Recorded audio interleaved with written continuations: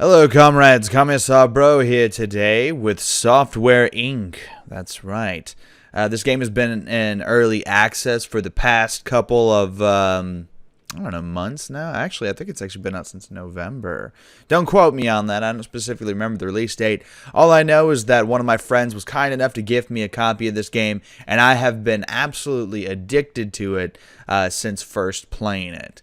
So you're probably wondering, what is Software Inc.? Well, Software Inc. is very similar to Mad Games Tycoon, Game Dev Tycoon, with additional features like a Steam Workshop, where you can actually download other people's companies. You can also get additional equipment and stuff like that as people add in mods and whatnot. Again, the game is currently in early access, so it is not actually out yet. There's a lot of functions that are not entirely complete, but as the game stands now, it's an absolute blast to play from start to, well, whenever you get tired of it, because it's one of those games that never really ends unless you run out of money.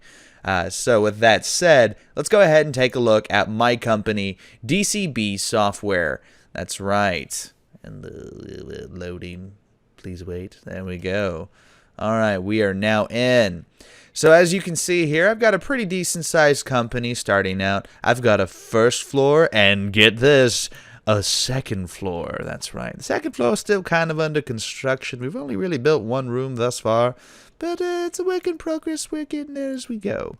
Anyway, so DCB Software is worth $12 billion. It's a $12 billion company with quite a few employees, as you can see here. They're all walking and coming to work. They pretty much all work at the same time, and relatively speaking, they all go home at about the same time as well. So taking a look here at my actual company, you can see we've got all sorts of little computers in there. We've got all sorts of different rooms. Now, I know my color schemes are absolutely hideous, and I apologize for that, but I literally just color stuff to give it color. I'm not really a Sims interior decorator, if you know what I mean. Like, I just kind of make stuff as I make it. So with that out of the way, let's talk about how this game actually works. There's a whole lot going on under the hood here, and there's even more that you have to do to keep up with. But once you get rolling and once you understand what you're doing, the game itself becomes really exciting, and it becomes really fun, and to a degree it kind of starts playing itself. At this point in time, you can even project management, but we'll explain that later. Anyway, starting out with construction. So you can build rooms. I'll use the upstairs room as an example. You actually choose how you want your walls. So like if I want a tinier room, I feel like this room is a bit too big, we're going to actually start building right there, and this will be its own little room, as you can see here. But by it being its own room, it has certain requirements, which will be denoted if it's not meeting those requirements by a exclamation point in a red circle. So going to the door, as you can see here, we'll make a door, and that solves that problem. There's an AC unit within that room, so it's getting cooled as much as it needs to be. We're actually going to move this right here. There we go. That's our little lamp. As you can see, you can pretty much move stuff around if you've already placed it by right-clicking and going to this little arrow here. You can actually change the colors of rooms by clicking on the room you want to change, and then going to room colors, and then you can make it whatever color you want on the exterior, the interior, and the floor itself. So we're actually going to click X because I don't want to change the exterior color. But we do want to change the interior color. Let's say, I don't know, this seems like a cool color. Pink. We're going to go with a pink room. And then floor. What would be a good color floor for a pink room? Lighter pink?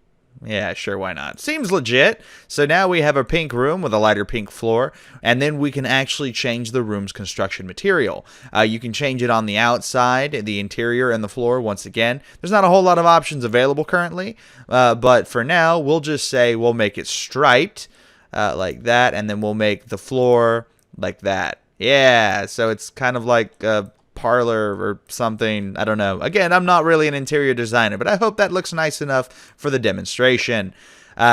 So you have certain requirements within a room. Just because you make the room doesn't mean it automatically is just going to work. Rooms have lighting issues, they have environment issues, noise issues, and temperature issues, all of which that can affect the employees who are working within that room. So, for example, our employees who are working in this room here, all their needs are pretty much met. The environment is at 200%, which is the maximum it can go. Noise level is very minimum because employees are spread out enough to where noise isn't a problem. Yet they're in groups, so they don't feel lonely, and they are separated. Certain groups are separated by cubicles, which helps eliminate sound. So it helps them from hearing more than they really want to hear. And then finally, the temperature is good because we have some radiators which can set the heat, but we've also got an AC unit on this floor. So because we have the AC unit on this floor, there's literally no reason that it should get too hot. Now, certain rooms are pretty much not meant for human usage, essentially. So like these massive server rooms, they're going to be really hot, they're going to be really loud, or they're going to be really cold. Well, generally they will get really hot if you don't have the right ventilation. As you can see here, I have industrial ventilation cooling out these massive rooms because they get so damn hot. And they're so dark, though, because you really don't need to add lamps because no one goes in there. The only employee who's going to go in there is generally your IT guy or your maintenance guys who go in to fix those rooms and to make sure that equipment is repaired. That's something else that needs to be mentioned, is that equipment can get bad and can get old. I think that's me right there, isn't it? Yeah, that's me. Look, that's me. Hey, me. Hey, Brad. What's going on, buddy? Yeah, that's Commissar Bro right there. Anyway. So equipment can get old. Computers, for example, because they get such high usage, can literally break down over time. That's denoted through state right there. See, state 85%. Now, currently, we're in the 90s. So the computers we're rocking are all 90s computers, the big back computers. We haven't actually gotten to the new age of computers yet, but we have gotten to laptops, as you saw with the previous room up here. So that is something that will occur as new items will unlock as time goes on. Technology changes outside of the software development aspect, and as such, you'll get new equipment to be used in the development process. So basically, we've kind of explained the basics of how, rooms work and whatnot. So next thing we'll talk about real quick is employees. So employees have a couple of different ratings as well. Starting out, they have a salary, they have an age, they have how effective they are currently operating, their satisfaction with their role in either their team or within the organization as a whole. And if they are not satisfied or their needs are not met, they will ask for more money until eventually they just quit. Like they will just keep asking for pay raises, and if you just keep giving them pay raises, eventually if they still aren't happy with how much money they're getting and so on, they'll just leave. So it's kind of like a realistic scenario, like as an actual boss, that's something you need to keep in mind. You need to keep your employees happy nowadays. Employees are all uppity nowadays. So they have certain demands like heating and cooling and decent lighting so that they can actually write their work and do their work properly so they can see what they're doing. It's crazy. It's crazy how these employees act nowadays. So you basically have to meet those demands. Each person in the game also has different skill sets. They have different abilities that can be trained over time. You can actually educate those employees to make them better.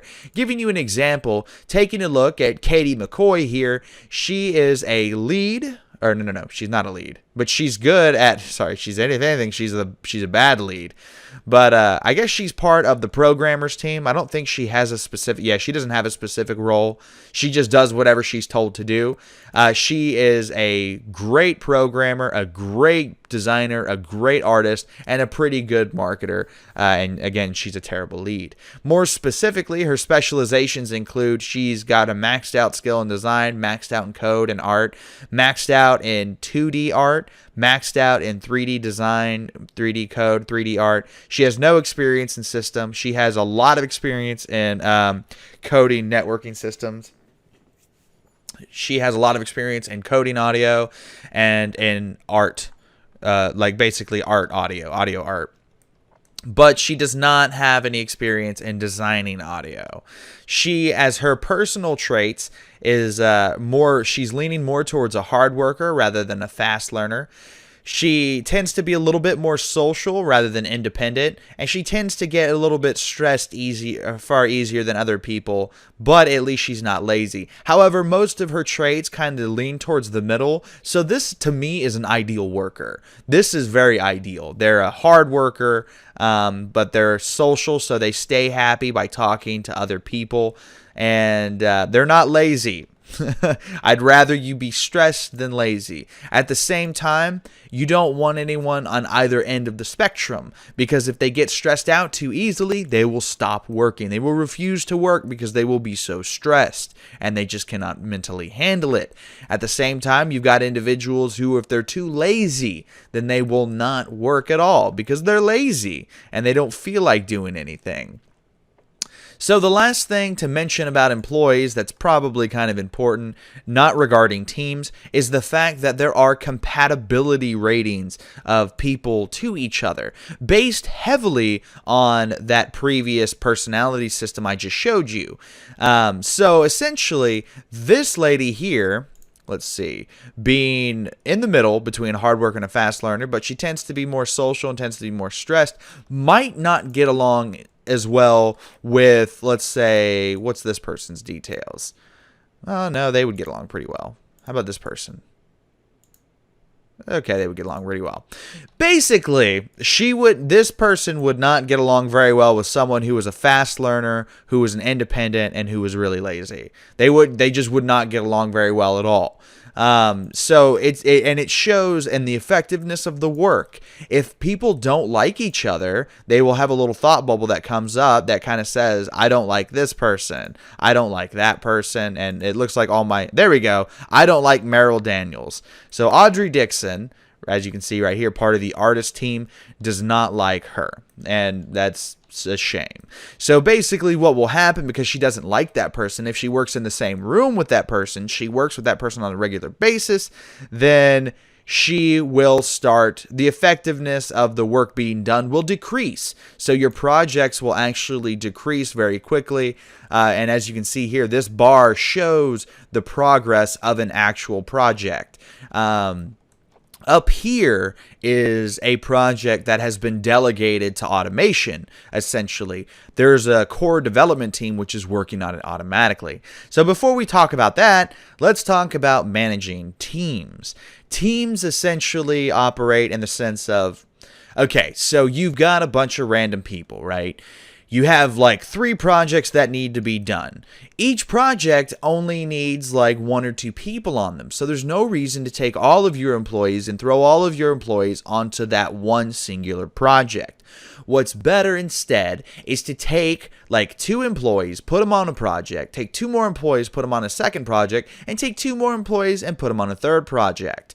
And as your projects get bigger and as your company grows, you will start to actually design new teams.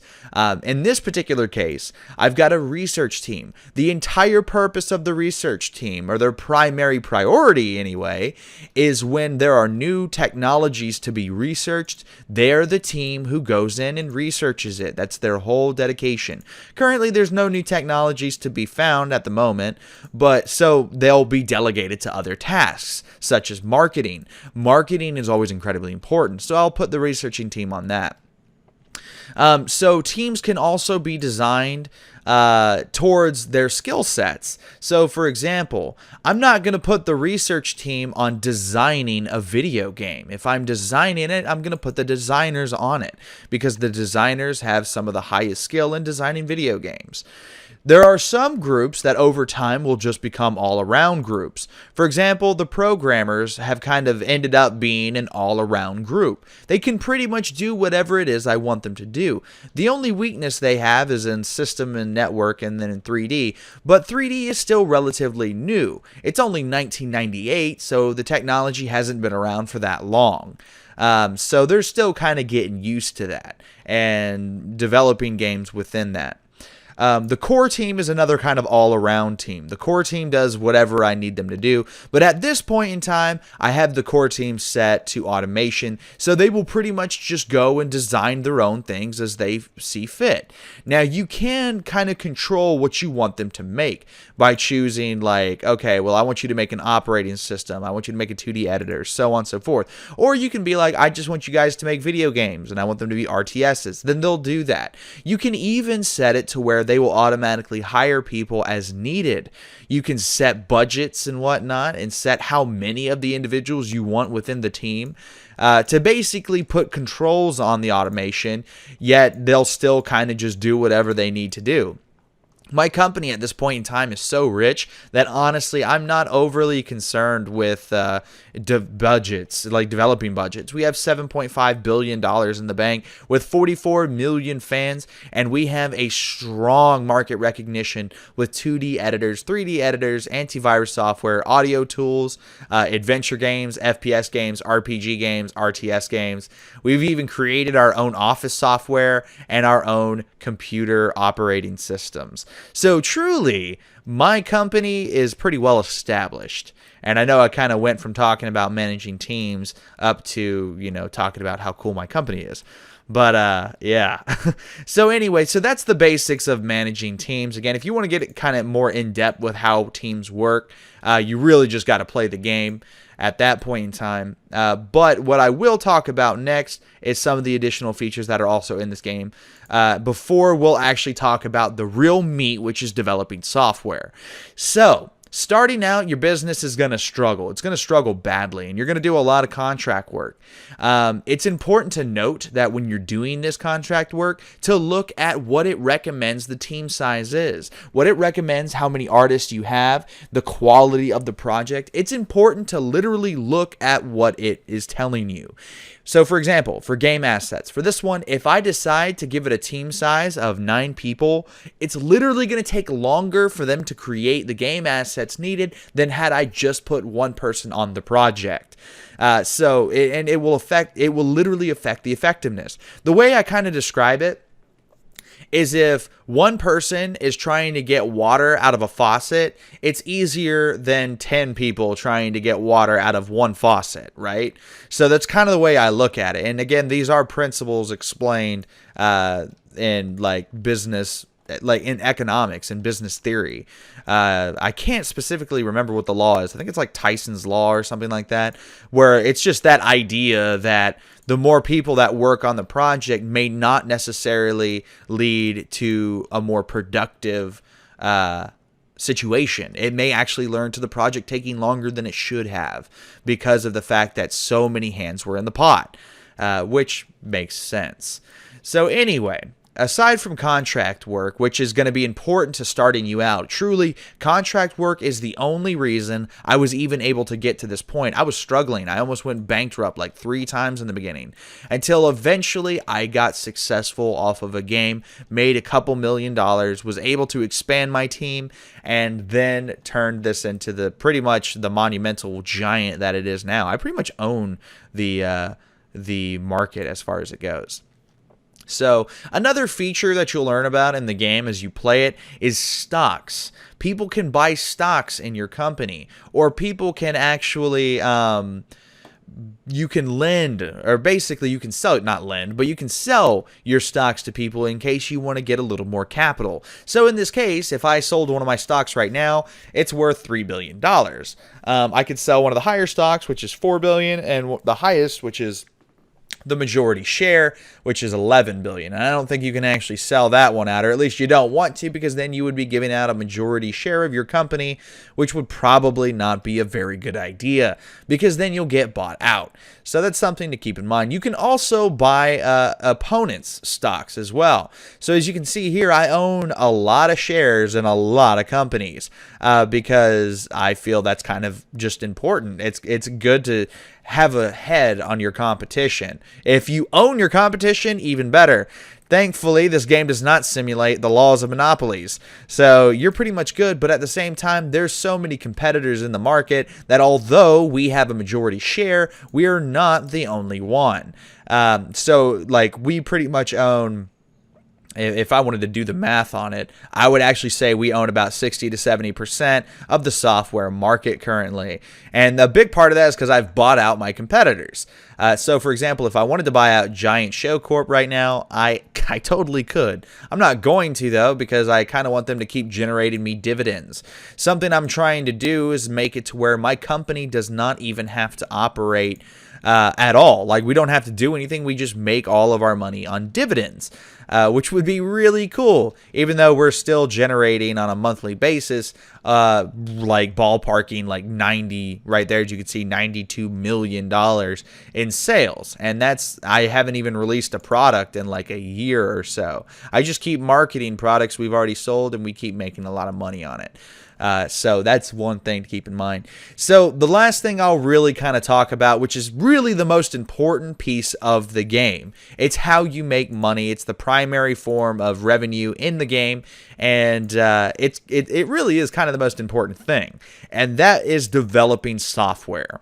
So there's a bunch of different types of software, as we talked about earlier. There's operating system, there's 2D editor, 3D editor, audio tool, game engine, game office software, content management systems, and antivirus.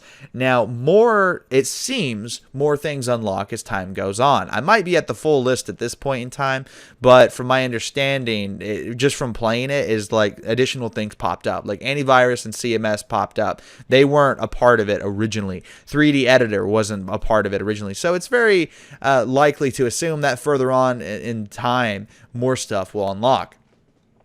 So the first step to developing your software is picking what you want to do. So what do we want to do? Do we want to make a game? A game tends to be a pretty easy thing to put out. So let's go ahead and make a game. We want it to have physics. We want it to have music, dialogue. I want it to be open world, have AI, local multiplayer, as well as multiplayer, mod support, advanced input, cutscenes, Q&A, 2D graphics. Do we want it to be an MMO? I don't think so. Not yet. That's kind of a huge step. I haven't actually made one of those yet.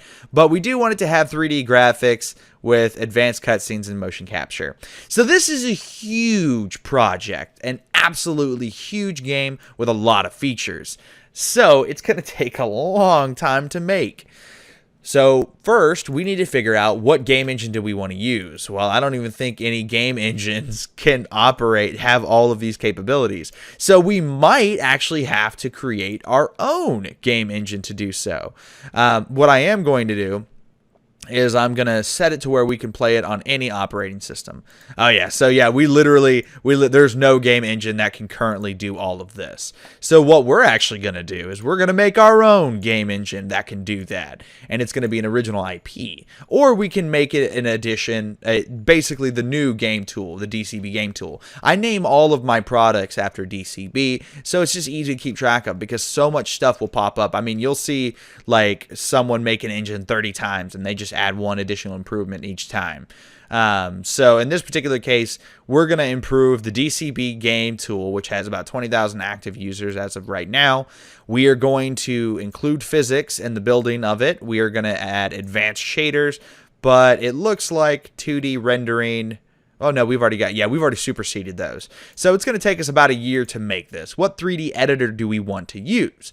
Well, I think that 3D from DCB 2.0 is the best product on the market for 3D editing, and it was created 5 years ago by us. So what we're going to do is we're just going to use that as our 3D editor for the game engine, and we are going to set the task to the programmers team. Let's see, what operating system? Well, we're going to make it available on all operating systems. The primary operating system is DCB End-All, as you can see here, which was made in 1992, 6 years ago, but still has a large share of the market.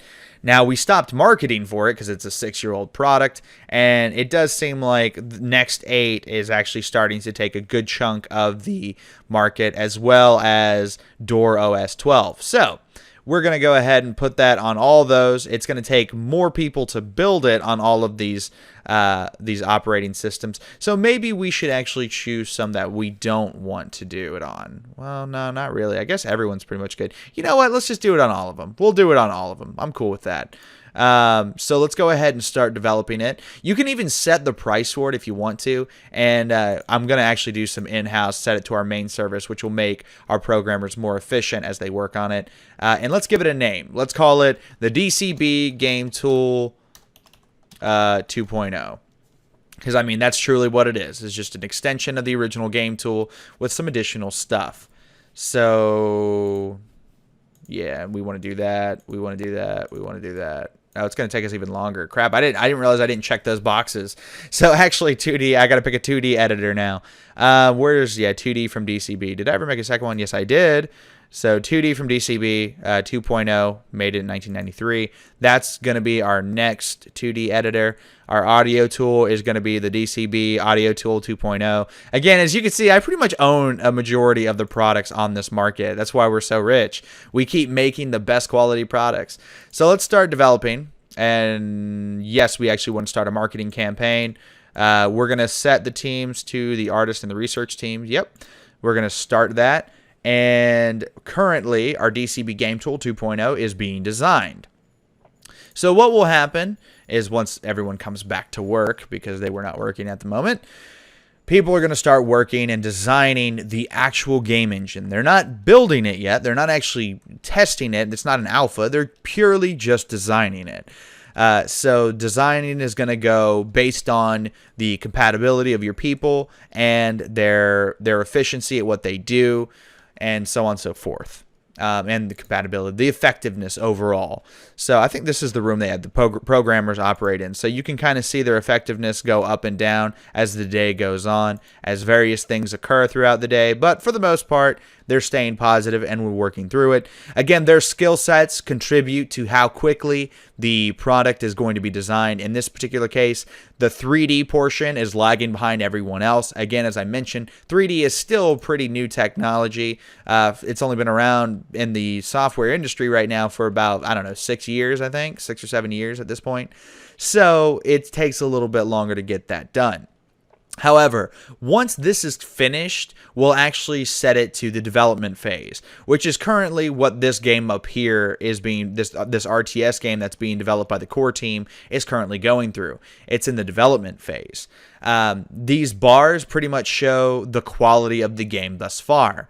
As you can see, because we just started developing it, it is currently of bad quality. If we decided we wanted to take the design we have now and push it out to the market to start being developed in the alpha stage, then we could do that, but I don't really want to at this current stage. So again, focusing on this, it's in that current phase here. So what I'm actually going to do, because I want to show you the 3 phases, is we're going to take on some contract work. Let's see. Let's do this one since it's a small one. Recommended team size of 3. And we're going to give it to the designers. And the designers, although they have a group of 6, are just going to chug right on through it. So you can basically see what it looks like for the 3 phases. So the minimum quality they want in the contract work is they want bad quality, which this is bad quality, so we're going to go ahead and start developing it. And now our dudes are pushing through. All we got to do is get over the little blue line there, and then we're good to finish designing it. We have 3 days to do so, but as you can see, we're already in the alpha phase, and it's going along just nicely. Our dudes are going to come back and chug right on through it. Yeah, the designers are just going to work right through it. I really need to reorganize the designers because some of them just do not get along very well at all. All right, so now that it's done, it goes into the beta phase, and then you fix all the bugs that are currently in the beta. Once all the bugs are finished, you release the product, and you get paid for it. So it works the same way with the actual development of software. You go through the designing phase, you design the product. Once you're finished designing, or it's to the quality that you want it to be, you start developing the product. And once you're done developing, you go into the beta phase, you fix all the bugs that are in the product, and then you release it. At that point, when you release it, you start marketing the product. So you can see here that I've got 3 different marketing bits currently going on right now. And 2D from DCB isn't really making any more money. We're actually losing money by marketing it still. So we're going to stop marketing that particular product. However, we still make money on DCB Sound Tool 2.0 and marketing DCB Office 2. Or sorry, DCB Office 2. So we still make a lot of money on that. So there's no reason to stop the marketing on those two products yet. And in the time that I'm going to be finished talking, this will probably be done designing. Maybe. We're trying to get it to outstanding. I always put out outstanding products quality-wise, so pretty much everyone just buys from us, and that's why we make so much money. Again, our budget is so large now, we can get away with doing that. So, the last thing, I promise this time, the last thing I'm going to talk about that is in this game is the distribution channels and servers. So servers operate in a pretty simple fashion. Essentially, and it took me a second to figure this out, all you have to do to make them work is you click this little wire mode here and you wire them all together to one singular server. So basically all these servers, or all these server towers anyway, are all connected to one giant main server. And basically I use that main server not only as an internal network to make my teams more effective as they work together, but also as a distribution channel to where I can sell my games. A distribution channel, you can actually pick up the tab here. And as you can see, our DCB store is not really all that popular, but a big part of that is just because of the actual load that is required from all those servers. Like, I mean, I'm at, what is it? Let me look. Let me get out of wiring mode.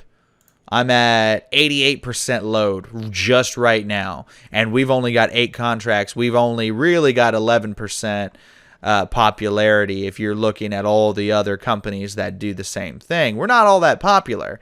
We don't have a physical store either. It would be nice if we did. So basically, we make money from these servers being active. Truly, if you want to kind of take over the distribution channel market, I don't know how you could do that aside from just building more tower servers and basically just having an absolutely massive server. Which pretty much gets you the money. This is currently an unfinished feature, like you can just tell, because you can't really make any contracts with anyone. You can basically make it to where you have a deal with people and you make money. So, for example, let me cancel my deal with PlayPlay, and basically it's as simple as make a deal, and now we have a distribution channel with PlayPlay.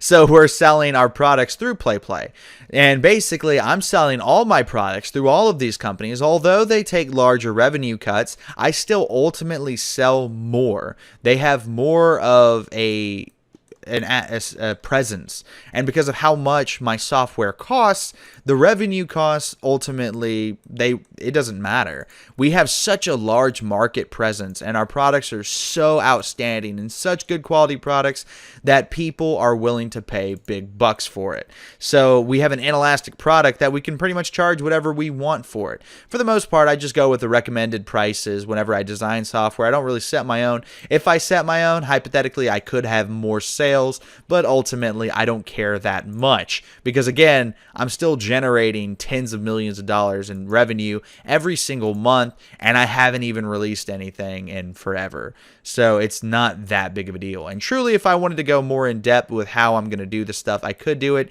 You could create more teams and just have constant shell out of products and project management, which is kind of something I'm working towards right now. And it's really just a sandbox. It's one giant sandbox. As long as your company is successful and doing well, you're fine.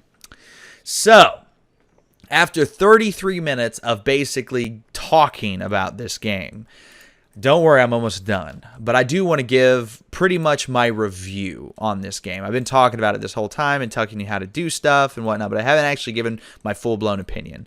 Well, my full-blown opinion is that for an early access game, this is a hell of a start. This game is so much fun.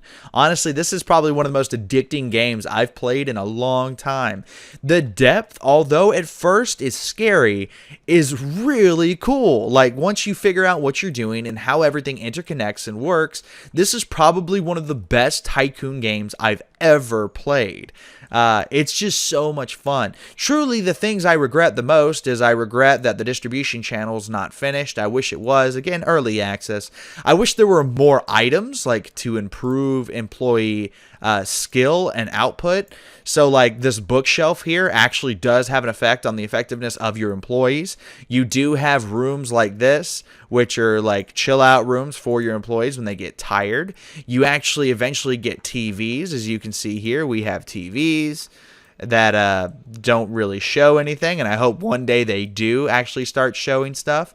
And I just hope there's more ways to really kind of expand upon the employee experience, because right now, like, your employees, there's a lot of depth to them, and it's really cool, so much so that I almost want more things that they can interact with. See, like, this is something I really like. I like that I built this table, put a bunch of chairs around it, and employees just go in here and meet. Like, there's nothing that makes there's nothing mechanically that says you have to go do this. They do this naturally, and that is so fucking cool. Like, when games make their own stories and immerse you in it, it becomes incredibly exciting, and it makes the game so much fun. And in this particular case, this game is like that. It's very much a sandbox with a lot of, like, kind of, there's a lot of systems here that are interconnected that end up creating something really awesome. And honestly, I can't help but be incredibly excited about this game because it's just so wonderful. Even just trying to please your employees by adding cubicles. I actually wish that in time, maybe more designs will be added to the cubicles to make these offices look used and worked in, basically, to have pictures put up and stuff like that. Even if it was just like something that would just randomly appear or that was already there. Adding that type of detail, I believe, is all this game really needs to have just sublime value to it. I mean, honestly, you can tell I'm really excited about talking about this game. It's so cool. Like, I haven't had this much fun in, like, kind of like a business strategy type game in a while. And that's kind of why this has become one of my most favorite games to play, because it's just so cool. And, like, look at this. This person's talking, and you can see the head tracking as they focus on the person who is talking. That is just wonderful. Absolutely wonderful. Man, I'm sorry. I'm kind of nerding out right now on this one. This is a really fun game, and I highly recommend it, even in its early access stage. Even though it has not been 100% officially released yet, there's still more there's still more work to be done on the game. I think everyone deserves to give this game a chance. If you like tycoon games, if you're willing to kind of sit down one night and learn the mechanics and learn how it works, or even if you guys want a full-blown tutorial video for this game, I would do that, because this game deserves additional attention. And you know what's actually really cool too? You can buy more land, right? So, like, I want to buy... Can I expand there? There it is. All right, I want to expand further down the street. I'm going to see if it'll let me. Yeah, it'll let me do that. So I can literally spend all this money to buy these massive office buildings, and then see, like, they clear the space, and now I could move in and add my own stuff to these lots. I could make my own buildings and so on, or I could just turn it into lounging areas like parks and so on and so forth, because they actually give you those tools to actually create like benches outside, so that your employees, instead of being cooped up inside the building all the time, they can actually be outside of it. So, but you have to do it within the fence, as you see here. Like, we got to create our little fence, which we're gonna do. We're gonna do right now as we speak. We're gonna build us a fence, a big old fence. The biggest fence is huge. People love this fence. All right, it's done. Do I have to keep building it? No. See, I haven't actually built a fence yet, so you can see I'm a total noob on the fence. We'll just build it like that. No? No? Yeah, it's just making me go all the way back. Anyway. Oh, crap. I, like, made it weirdly shaped. That was weird. I didn't mean to do that. Have to be 1 unit apart. So you learn something new every day. Anyway, this has been Commissar Bro fanboying out over one of the best Tycoon games I've played in absolute years. I'm, again, really excited about this game. Does this ever end? Is it just going to make me build that indefinitely? I think it is. All right, so let's just do this. Let's just do that. Yeah. There's our little fence. And we can add a little door to it. Yeah. Open gate. There we go. Yeah. So now people can just come into the little fenced-in area. And we gonna build us some benches and stuff. Anyway, this has been Commissar Bro, and I'm totally getting off track, and I apologize for that. Like, I cannot focus. This game is just an absolute blast. I love this game. This is seriously one of the best games I've played in a while. So it gets me really excited to sit here and play this game and get into it and just continue to play it. I highly recommend it. I think it's worth everyone's time. Anyone who's at least interested in these types of games. But anyway, this has been Commissar Bro. Thanks so much for watching, and I will catch you guys next time.